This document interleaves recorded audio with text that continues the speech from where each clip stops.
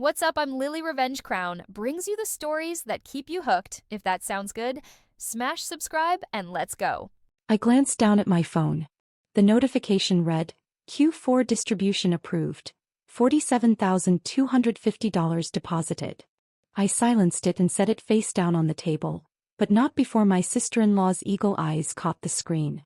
Was that a bank notification? She asked, her voice climbing. For 47,000? 17 people around my parents' dining room table suddenly forgot about the turkey, the stuffing, the green bean casserole that my aunt had spent 3 hours preparing. Every eye locked onto me. I took a slow sip of water. Yes. My mother's face had gone from pale to blotchy red. Sophia, what is going on? What trust fund? Grandma Rose set down her wine glass, her perfectly manicured eyebrows drawing together in genuine confusion. Margaret, surely you knew about the trust one established for Sophia?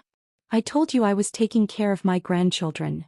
You said you were helping with college funds, Dad said, his voice tight and controlled in that way that meant he was absolutely furious. Small amounts. You never said anything about millions of dollars. Because you told me you didn't want to discuss my financial arrangements with the children, Grandma said, her tone sharpening. You said, and I quote, "Whatever you want to do with your money is your business, Rose." So I made it my business. My brother Devin leaned forward, his face still flushed from choking. Wait. Sophia has a $2.8 million trust fund? Since when? Since she turned 18, Grandma said matter-of-factly, reaching for her dinner roll. 7 years ago this past June. I established it with my late husband's life insurance money and some investment properties I'd sold. I wanted to ensure Sophia would be taken care of. The silence that followed was broken only by my nephew dropping his toy truck on the hardwood floor. Why only Sophia? Devin's voice cracked on my name. Why not me? Why not both of us? Grandma's expression didn't change, but something cold flashed in her eyes. Because Sophia was the one who visited me every Sunday for 3 years after your grandfather died. Sophia was the one who helped me sort through 50 years of paperwork when I was drowning in grief. Sophia was the one who learned to make your grandfather's recipes so I wouldn't have to eat alone. She paused. Where were you, Devin? Devin's mouth opened and closed. I was busy with work. You were 25 and living in Mom and Dad's basement playing video games, I said quietly. You didn't get your first real job until you were 28. That's not fair. Life rarely is, Grandma interrupted. I made my choice based on character, not obligation. Sophia earned that trust fund through compassion and presence. You were offered the same opportunity. You declined it by never showing up. My mother pushed back from the table, her chair scraping loudly. This is insane. Sophia has been crying poor for years. Years. She's been living in that tiny studio apartment, driving that beaten-up Honda, shopping at discount stores. Because I choose to, I said, meeting her eyes. The apartment is in a neighborhood I love, close to work. The car runs perfectly and is paid off. And I happen to like thrift stores. You asked us for money. Mom's voice rose to a near shriek. Last Christmas, you said you couldn't afford to fly home and we bought your ticket. You offered to buy my ticket, I corrected. I said I was considering whether to come home for Christmas, and you insisted on purchasing it and sending it to me. I never asked for it. Dad's knuckles were white where he gripped his knife. What about the time you said you couldn't afford new tires? I said I was deciding whether to replace my tires or wait another month because I was saving for something else. You heard what you wanted to hear. This is unbelievable, Devin said, shaking his head. So what, you've just been pretending to be poor this whole time? Making us all feel sorry for you. I've never pretended anything, I said, my voice leveled despite the fury building in my chest. I've lived modestly because that's what I prefer. You all made assumptions about my financial situation based on absolutely nothing. I never confirmed them. I never asked for your pity. You gave it anyway because it made you feel superior. My sister-in-law Amanda spoke up, her tone syrupy sweet with fake concern. But honey, why wouldn't you tell your family? We're supposed to share these things. It seems almost secretive. Dishonest even. Like how you told everyone at last year's Thanksgiving that Devin got promoted to regional manager? I asked. When really he got a lateral transfer after his team missed their targets 3 quarters in a row? Amanda's face flushed scarlet. Devin shot her a look that could have stripped paint. Or like how Mom tells everyone that Dad's consulting business is booming, I continued, when his business website hasn't been updated since 2019 and he's had 4 clients in the past 2 years? How dare you, Mom started. I dare because you're sitting here accusing me of dishonesty when this entire family runs on carefully maintained fictions, I said. Devon's the successful businessman, even though he's changed jobs 6 times in 5 years. Amanda's a successful real estate agent, even though she sold 2 houses last year. Mom and Dad are financially comfortable, even though I know you refinanced the house twice in the past 3 years. The silence was deafening. Dad's voice was ice. How do you know about the refinancing? Because I'm not stupid, I said. You taught me to pay attention to details, Dad. Remember? You used to quiz me on financial documents when I was in high school, said I needed to understand how money really works. I learned. I just learned better than you expected. Grandma was watching me with something that looked like pride. My Aunt Carol, Mom's sister, cleared her throat. Sophia, I think what everyone's trying to understand is why you wouldn't share this information with your family. It seems like something we should have known. Why? I asked simply. Why should you have known? Because we're family, Carol said as if it were obvious. Family who called me the struggling one at every gathering? Family who made jokes about my poverty lifestyle and my cheap choices? Family who used me as the example of what not to do. I looked around the table. Uncle Jim, at Easter, you told your son that if he didn't study harder he'd end up living like Sophia. Aunt Meredith, you've told me at least 5 times that you have a friend whose son needs a wife and wouldn't mind someone without much to offer financially. Aunt Meredith had the grace to look ashamed. You all created this narrative about me being the family failure, I said. I just didn't correct it. And honestly, it's been peaceful.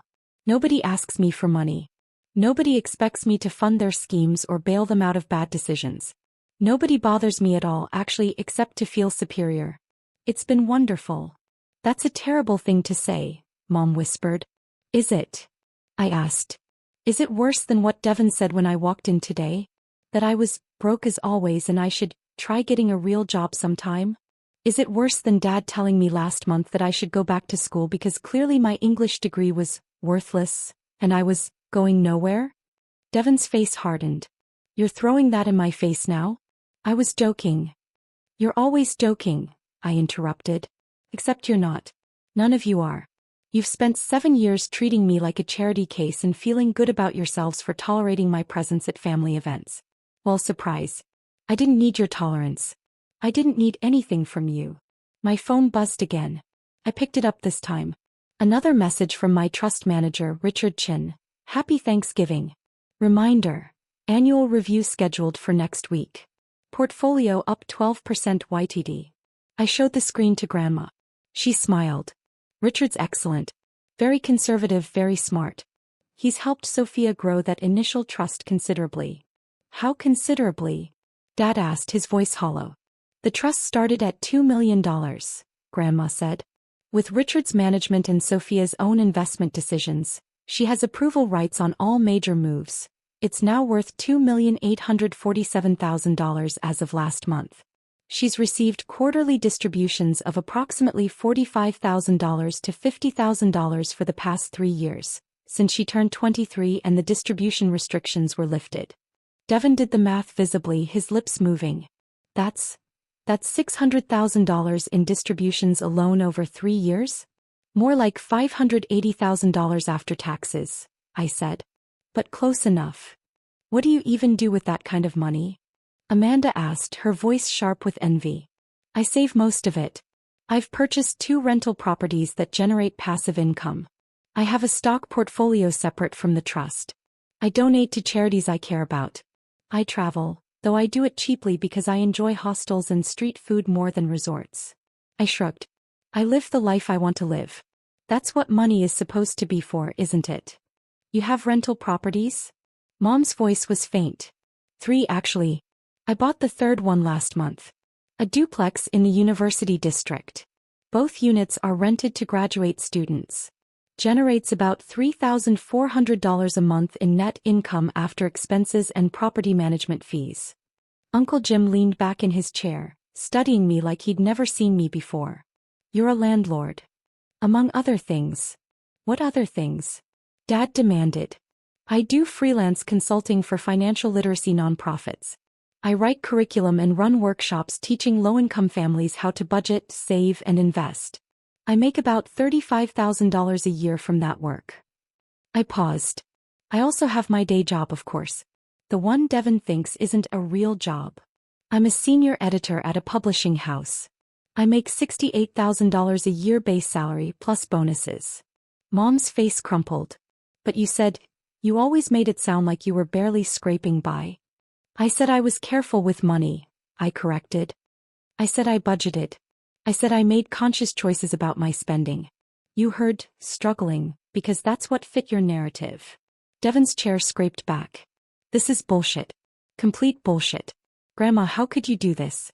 How could you give her everything and give me nothing?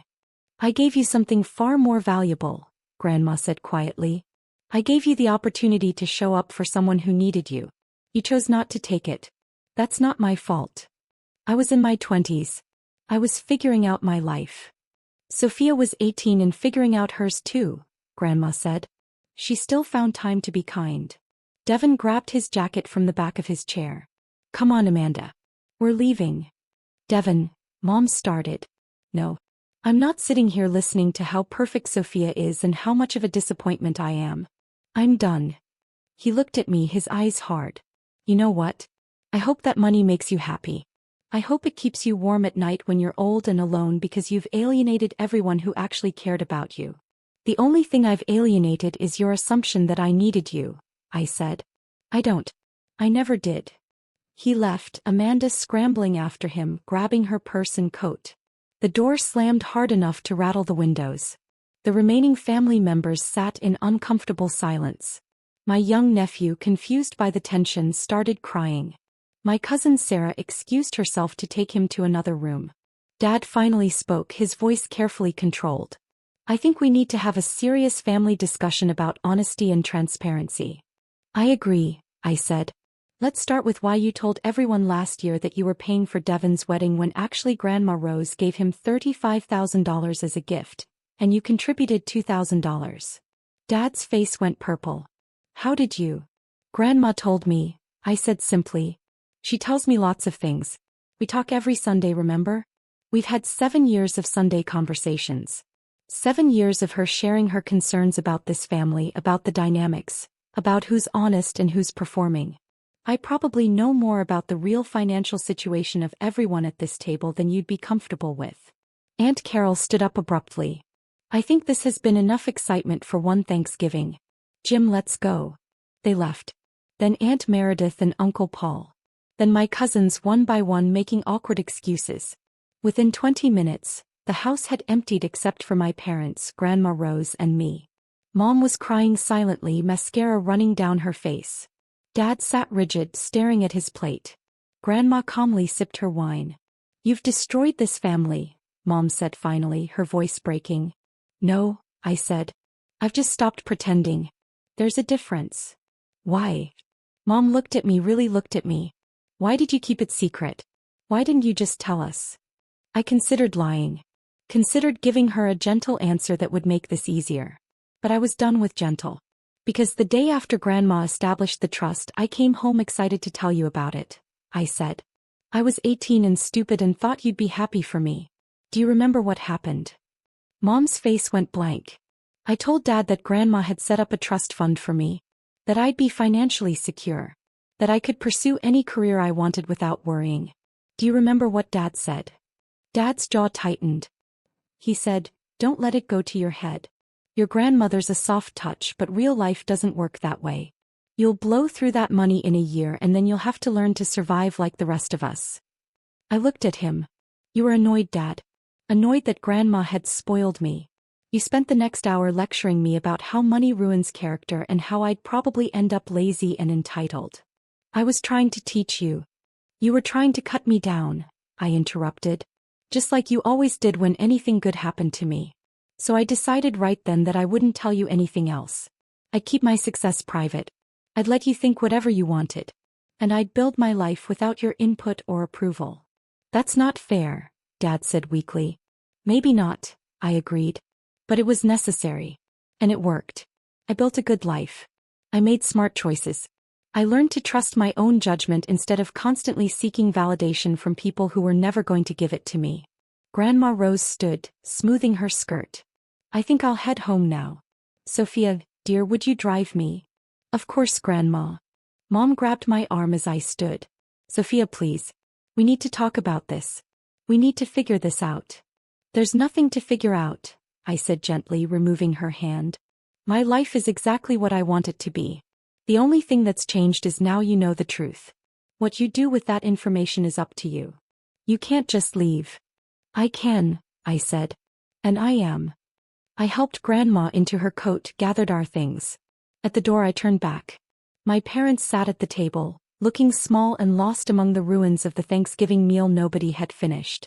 For what it's worth, I said, I never wanted to hurt you. I just wanted to live my life without your constant judgment. I wanted to be free to make my own choices without your running commentary on how I was doing it wrong. The trust fund gave me that freedom. I'm grateful for it every single day. We're your parents, Dad said, his voice cracking. We deserve to know. You deserve what you've earned, I said. And in this case, that's exactly what you got. The truth, 7 years late, delivered because Grandma decided she was done keeping your secrets. We left them there, sitting in the wreckage of the narrative they'd built about their family, their children, their life. In the car, Grandma was quiet for a long time. Finally, she spoke. Are you okay, sweetheart? I'm perfect, I said. And I meant it. I'd spent 7 years being underestimated, dismissed, and pitted. 7 years watching my family congratulate themselves for tolerating my presence. 7 years building a life they couldn't see and didn't suspect.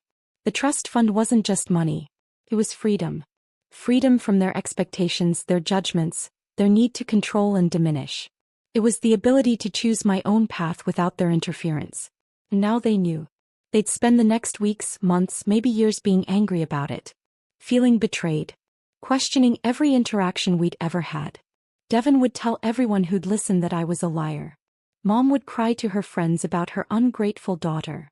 Dad would convince himself he'd done nothing wrong. But none of that was my problem anymore. I had $2.8 million, 3 rental properties, a career I loved, and a life I'd built entirely on my own terms. I had a grandmother who'd seen my worth when no one else had. I had peace, clarity, and freedom. They had their assumptions, their judgments, and their carefully constructed lies about who they were and what they deserved. I knew which inheritance I'd choose. And I'd choose it every single time.